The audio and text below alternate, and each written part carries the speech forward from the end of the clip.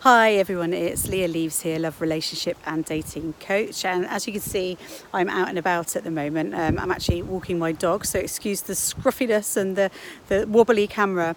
But the reason that I'm making this video now, rather than the comfort of home where I can make it all beautiful, is that I wanted to address something that gets asked of me an awful lot, which is how on earth do I find time to date? I'm busy, I'm a mum, or I'm running a business. And I really get that. When I first split up from my ex-husband and found myself on the dating scene again, I just couldn't find the time. I was so busy being a single mum, running my own business. It just felt really difficult. But I did find some ways to make it easier and to solve that problem a little bit. And I wanted to share those tips with you today. So the first thing that I did to change things around for me was to prioritize love in my life. And I know that sounds silly because of course you're prioritizing love if you're going out and dating, but I wasn't prioritizing it by my actions.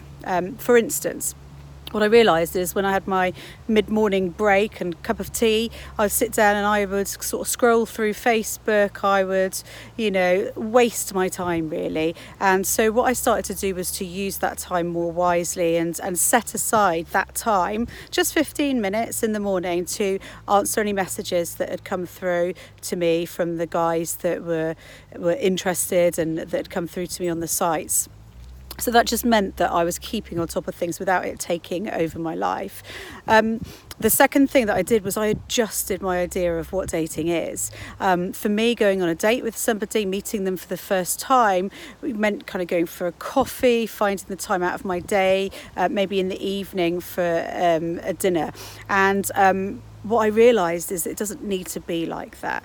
You can make a date out of pretty much anything that you're doing already. So for instance, I've decided to make this video on the dog walk to demonstrate how you can mix the two things together. My dog's just wandering around sniffing and I keep glancing up to check that she's okay, but she's absolutely fine. And so what I've started to do would be that if a guy said to me, well, I'd like to see you, are you available today? Generally speaking, I wouldn't be available to go for, a full-on date, especially if it involved a babysitter, but I could say something along the lines of, that would be so lovely, it'd feel great to meet with you.